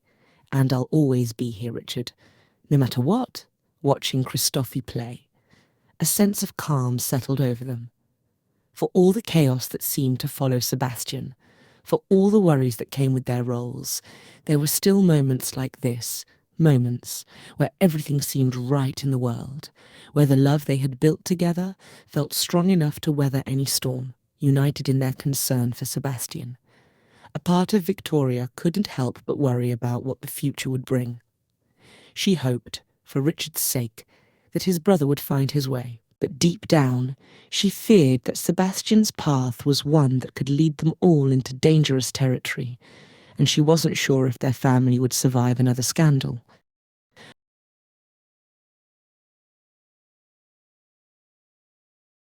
Morgan stepped off the plane at Heathrow, her heels clicking against the polished marble floor as she walked through the terminal. She carried herself with a poised confidence, every movement calculated to exude the grace and sophistication expected of someone in her position. This trip to London was a delicate balancing act. On the surface, she would attend glamorous events, but beneath that veneer lay her true objective. As she settled into her suite at the Haven Society, London, Morgan allowed herself a moment to take in the opulence. The plush carpets, the intricately designed wallpaper, and the sprawling view of Hyde Park from her window, all reminders of the life she was determined to secure for herself. But there was no time to indulge in the luxury. She had an agenda to execute. It was moments like these that she knew were essential for curating the perfect image. Every detail had to be flawless, every post a calculated move in her grand plan. Her fingers hovered over the keyboard of her phone as she drafted a new post, her mind already several steps ahead. London was going to be her stage, and she would play her part with precision. She knew how to craft the perfect alibi, and this one would be no different. The first image she uploaded was a shot of her standing in front of a luxurious hotel, her suitcase artfully positioned at her side, the caption reading, "Landed in London." Ready for an exciting week of culture, fashion, and catching up with old friends. #London, here I come. The likes and comments began to pour in almost instantly, her followers eating up the narrative she was feeding them. The second was hours later, after she'd gotten ready to go to the polo match. Act 1, Scene 1. Headed out, darlings. Wearing all Lancaster and bloom. Can't wait to experience the thrill of the game again. #polo passion, #London days. She smirked as she hit post. The image had all the right elements: elegance, a British brand that screamed old money and exclusivity. The afternoon sun cast a warm glow over the manicured lawns of the polo field, where the who's who of London society had gathered for one of the season's most anticipated matches. Morgan stepped out of the sleek black car that had brought her to the event, her heels sinking slightly into the grass as she adjusted the hem of her cream-coloured dress. The outfit had been carefully chosen, topped off with a wide-brimmed hat and large sunglasses that shielded her eyes from the sun and from prying gazes.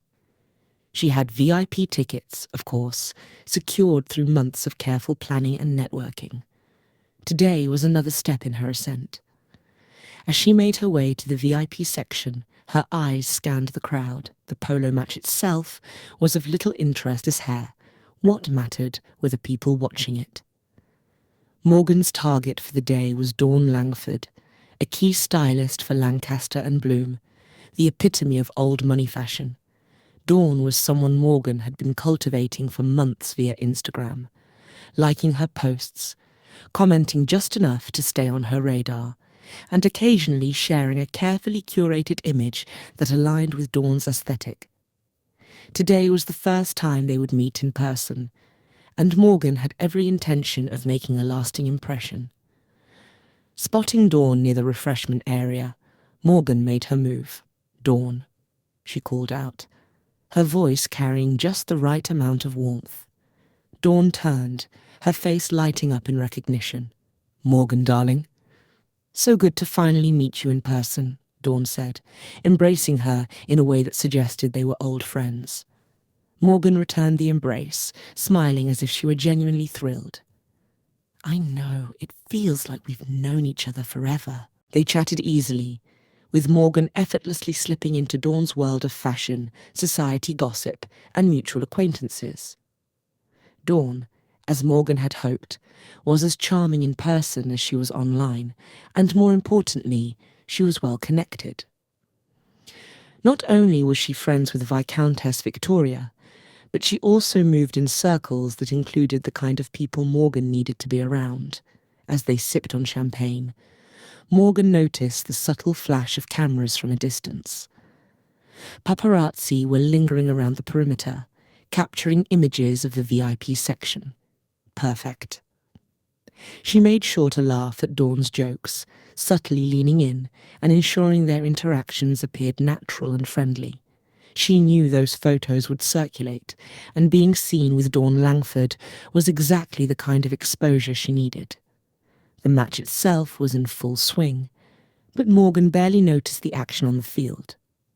Her attention was divided between her conversation with Dawn and her surroundings.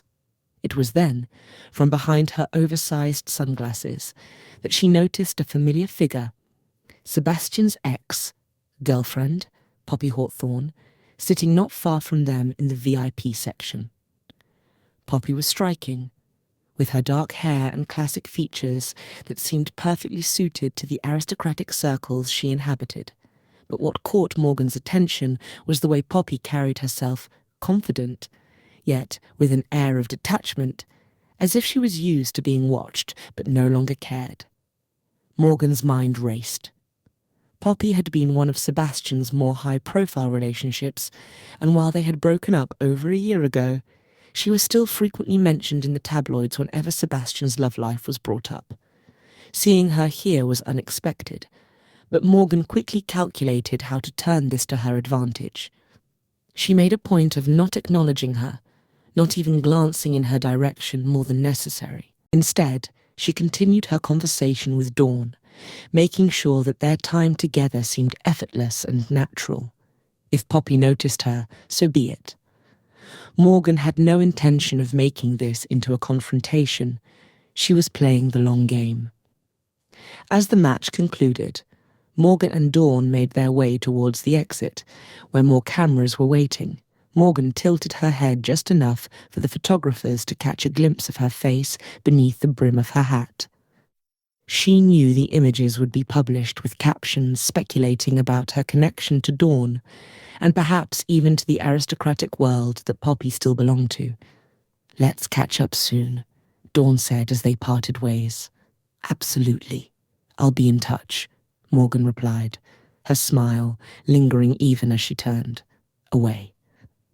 As she settled into the back seat of her car, Morgan removed her sunglasses and gazed out the window, reflecting on the day's success. The exposure she had garnered, coupled with the strategic positioning with Dawn, was precisely what she needed. Poppy's presence had added an unexpected dimension to the day, but Morgan was adept at adapting to unforeseen circumstances. With everything falling into place, Morgan felt a surge of anticipation. The path to her goal was becoming clearer, and she was more determined than ever. The dinner with Evelyn was just around the corner, and she was ready for the next phase of her plan. As she drove away from the polo grounds, her mind raced with possibilities, each step bringing her closer to the life she had meticulously crafted for herself. Morgan checked her reflection in a nearby shop window, giving her hair a quick pat before she entered the Sterling Room, a swanky London restaurant, her outfit carefully chosen to reflect both sophistication and a touch of glamour. After the polo match, she had changed into a sleek navy blue dress that clung to her curves and highlighted her elegant figure. The restaurant's opulent interior, with its velvet drapes and polished marble, provided the perfect backdrop for the high-stakes meeting she was about to have. She walked in with a practiced air of confidence, scanning the room for the tabloid writer. It wasn't long before she spotted a woman seated at a corner table, scrolling through her phone. The writer, Diana, was known for her cutting-edge gossip columns, and Morgan needed her attention to remain relevant. "Diana?" Morgan greeted with a warm smile as she approached the table. Diana looked up from her phone, her expression revealing little beyond a polite curiosity. "Morgan Smith, I presume. Please, have a seat." Morgan slid into the chair opposite Diana, taking care to maintain a facade of effortless charm. They exchanged pleasantries as the waiter poured them both a glass of sparkling water. Once they were settled, Diana's polite interest quickly faded into a more calculated professionalism. "So, Morgan," Diana began, her voice even and measured. "What's on your mind?" Morgan's mind raced. She'd been preparing for this lunch with the hope of dropping something that would capture Diana's interest. She leaned in slightly, lowering her voice for added effect. "I had an interesting experience recently. Theo Sinclair reached out to me on Instagram. He slid into my DMs, asking if I'd be interested in meeting up. Diana raised an eyebrow, her pen hovering over her notepad. Everyone knew him, the tennis champion. Theo Sinclair. That's quite a name. Did you respond? Morgan hesitated, her heart thudding in her chest. Oh, you know how it is. Sometimes things get lost in the shuffle. But it was flattering, nonetheless. I've got the screenshots if you're interested. Diana's eyes flickered with a hint of intrigue. Really? That does sound interesting. You do know he's in a relationship with Juliet, the famous influencer, right? Morgan's pulse quickened. Yes, he is. I suppose it could be quite the scandal if it got out. Diana leaned back in her chair, tapping her pen thoughtfully against her notepad. A story like that could certainly attract attention. Readers love a good scandal, especially involving someone as high profile as Theo. It might just be the kind of thing that makes headlines. As their lunch continued, Morgan played the part of a gracious and accommodating guest. She offered Diana just enough to keep her interest piqued, all while her mind buzzed with the possibilities of renewed attention. The city of London, with its glittering opportunities, seemed to beckon her like a promise. Morgan felt a twinge of satisfaction. If all went according to plan, she'd soon see her name splashed across the tabloids, and perhaps, finally, find a place where she could shine far from the fading spotlight of America. Exclusive, tennis star Theo Sinclair's secret romance with American actress Morgan Smith. In a scandal that is sure to send shockwaves through both the tennis and entertainment worlds, whispers have emerged of a secret romance between British tennis sensation Theo Sinclair and American actress Morgan Smith. Sources close to the couple, who wish to remain anonymous, have revealed that the two have been engaging in covert meetups in the heart of London. The revelations come just days after rumours swirled about Theo Sinclair's alleged infidelities, given his high-profile relationship with longtime girlfriend Juliet.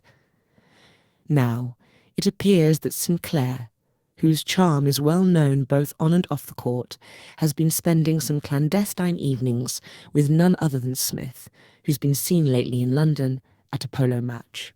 Our source claims that Sinclair and Smith have been spotted in several upscale London locations, from exclusive restaurants to luxurious private clubs. Theo and Morgan have been seen together on multiple occasions, the source divulged. They've been careful to avoid the public eye, but insiders confirm their chemistry is undeniable. Morgan's been smitten by Theo's charisma, while Theo seems equally enchanted by her star power.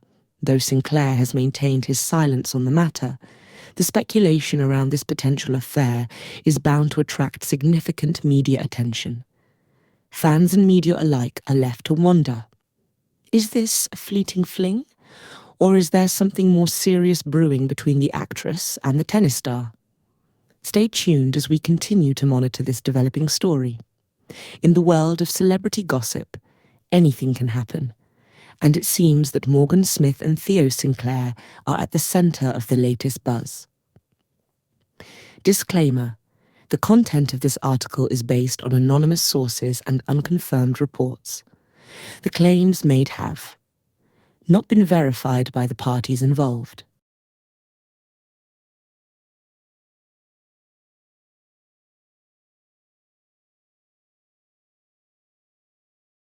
L'Opulence exclusive with Juliet Grant. A tennis courtside queen talks what to wear at Wimbledon by Kristen Darnell. Juliet Grant has once again captured the spotlight, not just for her impeccable style, but for her steadfast support of her tennis star partner, Theo Sinclair. The 26-year-old influencer and fashion maven, renowned for her successful brand Rivière Threads, has been making waves with her classy fashion sense and influential social media presence. Rivière Threads recently achieved a major milestone with a sold-out collaboration featuring exclusive Wimbledon-inspired pieces. This collection, a testament to Juliet's creative vision and business acumen, has solidified her brand status as a key player in the fashion world. The collaboration not only celebrated the prestigious tournament, but also marked a significant moment in Juliet's career. Juliet's influence extends beyond her brand. She has popularized the tennis core trend on TikTok and Instagram, blending sporty elegance with high fashion. Her unique take on this trend has inspired countless followers, blending athletic chic with luxury and setting new standards in style. At Wimbledon, Juliet was spotted in the stands, elegantly cheering on Theo during his major match. She was a vision of elegance, wearing a series of stunning outfits throughout the tournament. On the opening day, she turned heads in a classic tweed set, embodying timeless sophistication with its tailored silhouette in chic detailing. Her choice of this refined ensemble set the tone for her fashionable appearances. During a brief interview at the event, she discussed how she manages online rumors and trolls. "I try to focus on the positive aspects of my life and career," Juliet said. "Online negativity can be overwhelming, but I believe in letting my work and actions speak for themselves. It's important to stay true to who you are and not let distractions take away from your goals." During a rainy day at the tournament, Juliet's style did not falter. She opted for a sleek trench dress, perfectly balancing practicality with high fashion. The trench, with its flattering cut and polished finish, kept her dry while maintaining her signature elegance. On the final day of the tournament, Juliet made a playful yet stylish statement in a polka-dot puffy-sleeved dress. The dress, with its whimsical pattern and voluminous sleeves, was a standout choice that combined fun and sophistication, reflecting her vibrant personality.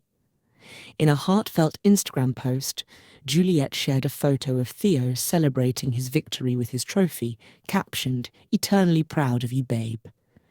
This not only highlighted Theo's triumph, but also showcased Juliet's pride and support for her boyfriend. While the couple has remained silent amidst various rumours, their relationship continues to be a source of admiration and respect. Juliet's focus remains on her successful fashion career and her influential role in shaping contemporary style trends. Juliet's elegance and grace continue to shine through, proving that authenticity and style are always in vogue.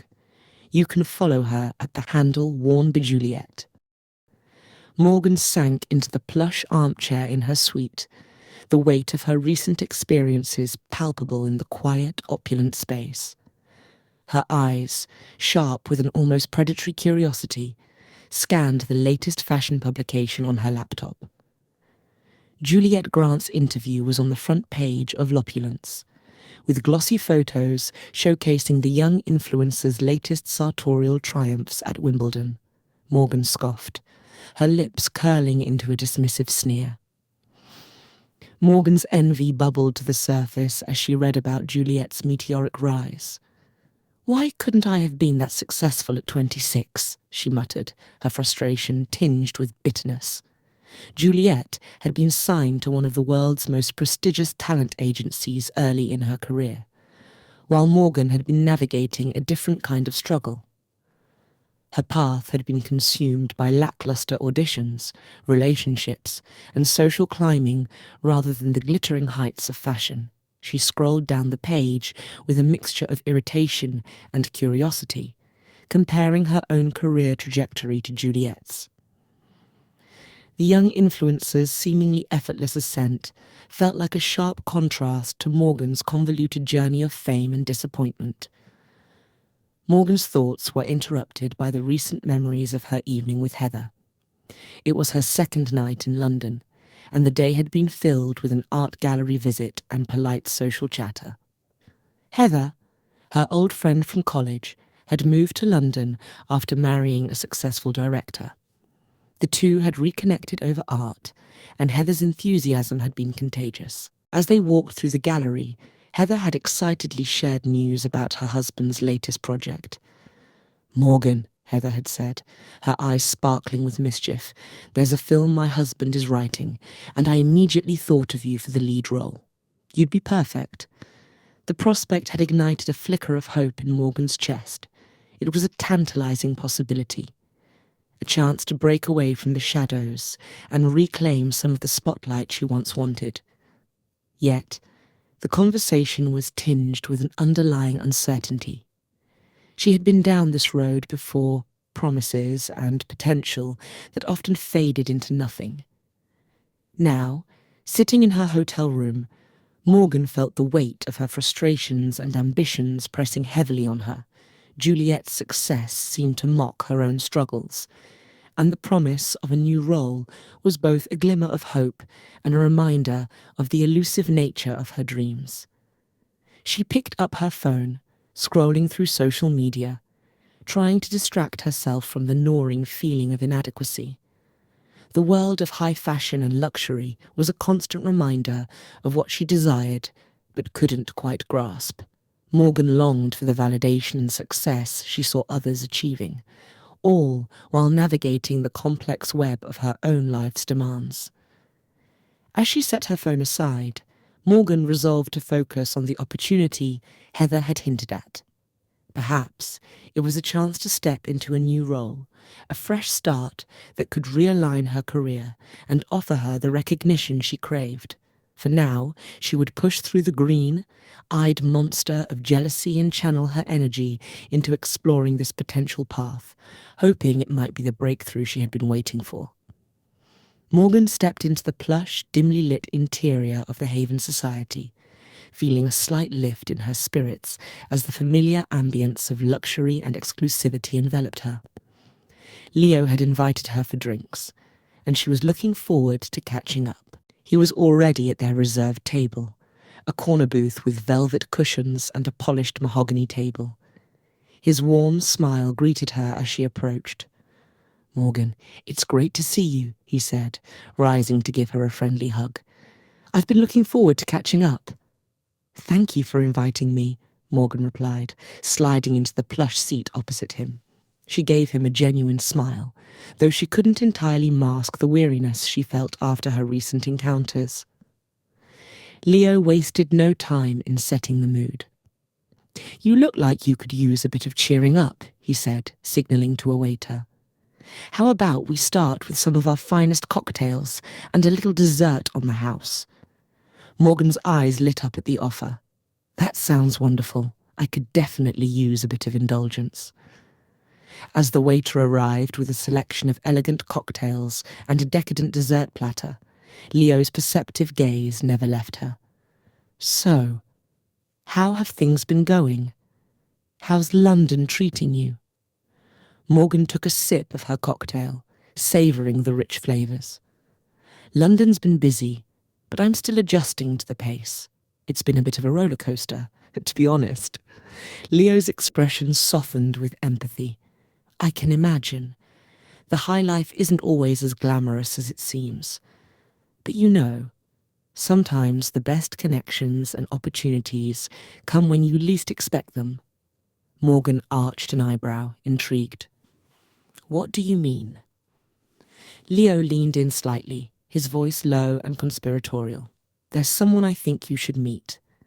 He's someone who could be very beneficial to you. His name is Sebastian, Count of Northallerton. Everyone around here calls him Bash, though." Morgan's heart stopped. There was no way. But she quickly regained composure. She knew she had to feign ignorance. "Sebastian? The prince-type guy?" "The very same," Leo confirmed, his eyes twinkling with mischief.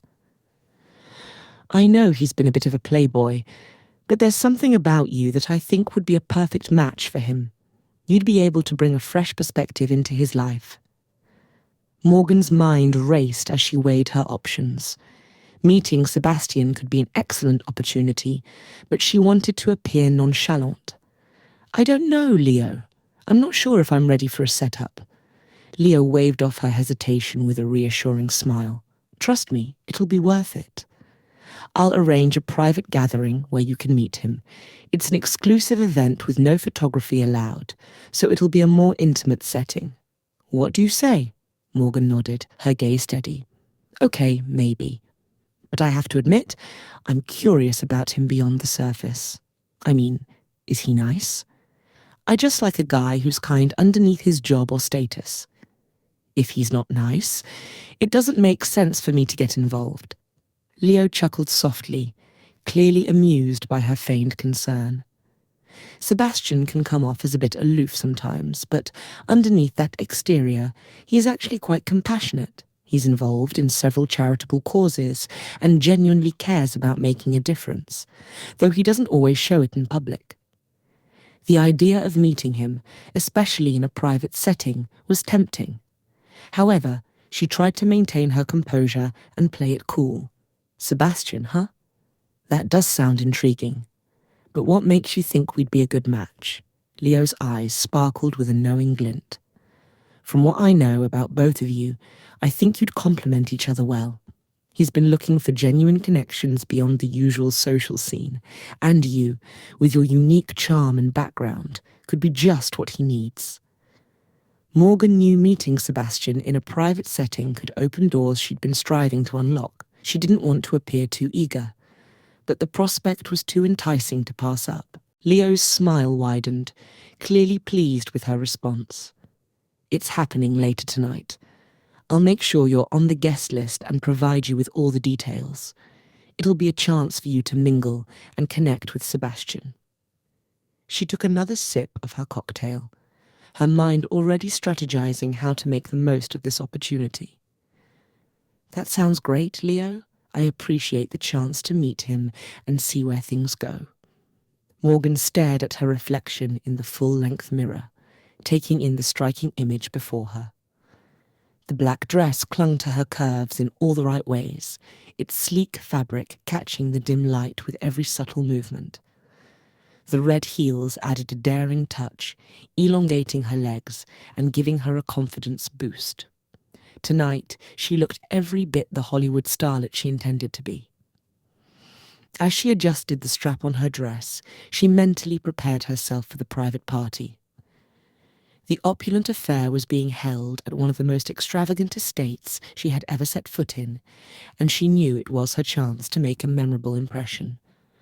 Upon arrival, Morgan was greeted by the grandeur of the estate.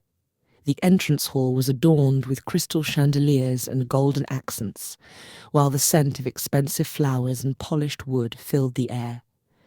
Waitstaff in elegant uniforms circulated with trays of champagne and hors d'oeuvres, adding to the atmosphere of luxury. The room buzzed with the elite of London society, each conversation punctuated by the clink of champagne flutes and the soft strains of a live string quartet. This is where she was always meant to be. Morgan's gaze swept across the room, her eyes quickly locating the object of her focus, Sebastian. He was engaged in animated conversation with a striking blonde, his laughter echoing through the room. Morgan felt a sharp pang of annoyance, but quickly masked it with a determined smile. She couldn't afford to let her frustration show. With a calculated strut, Morgan manoeuvred through the crowd, making sure to attract as much attention as possible. She engaged in light banter with a few guests, her charisma on full display as she made her way closer to Sebastian. Her strategy was simple: to position herself in his line of sight without appearing too obvious. She maintained a confident smile, exchanging pleasantries with a few notable figures as she approached Sebastian's peripheral.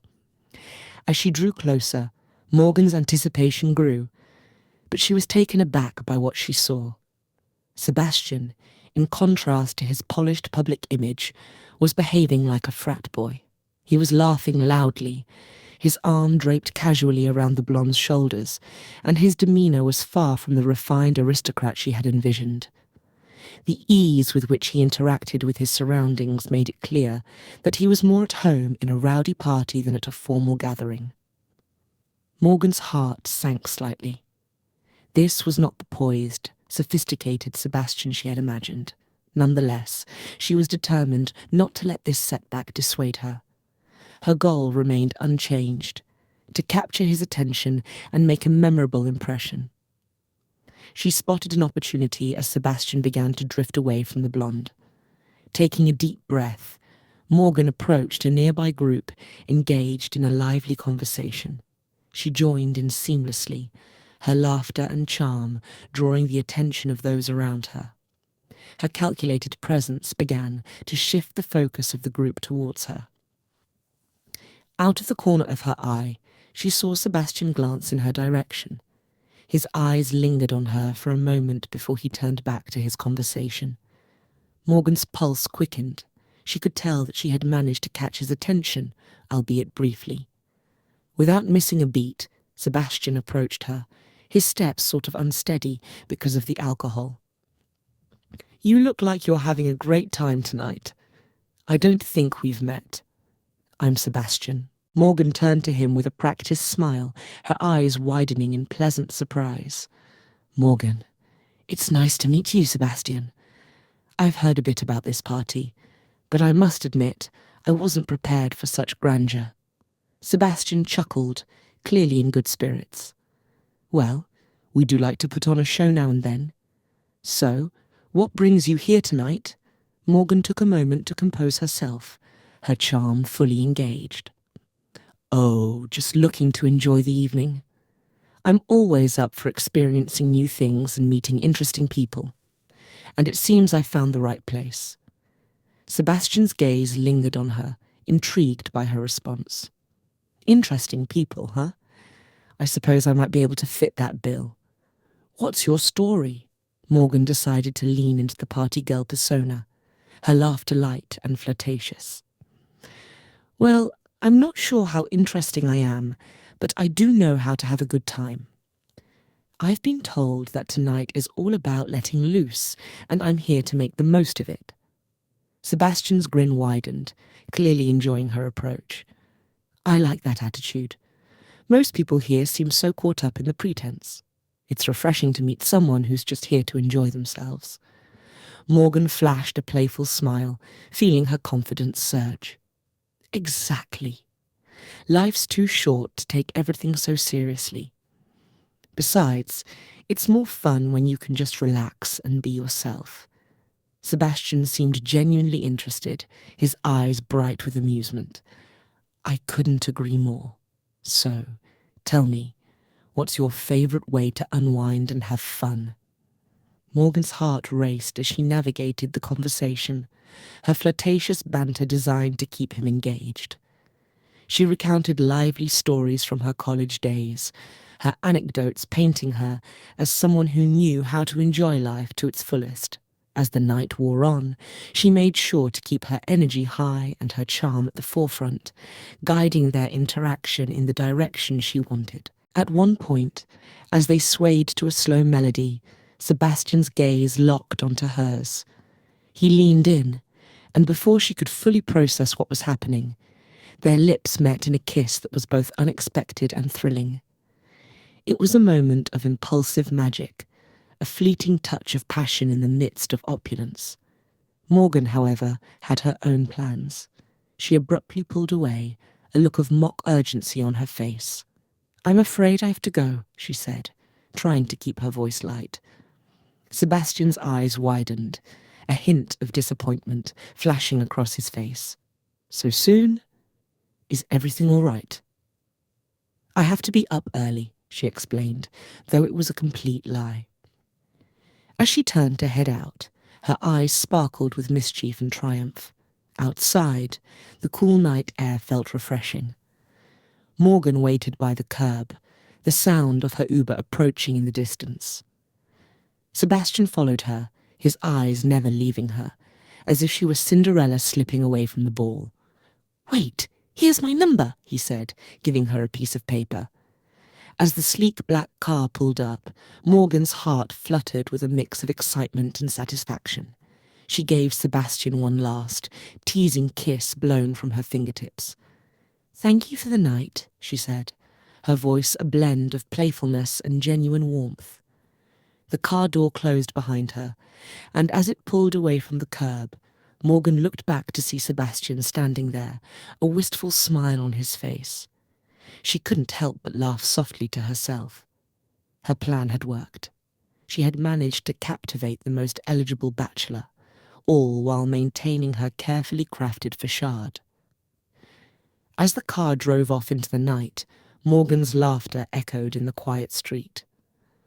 The real work was only just beginning, but for now she allowed herself to savour this victory, one that had been a year in the making.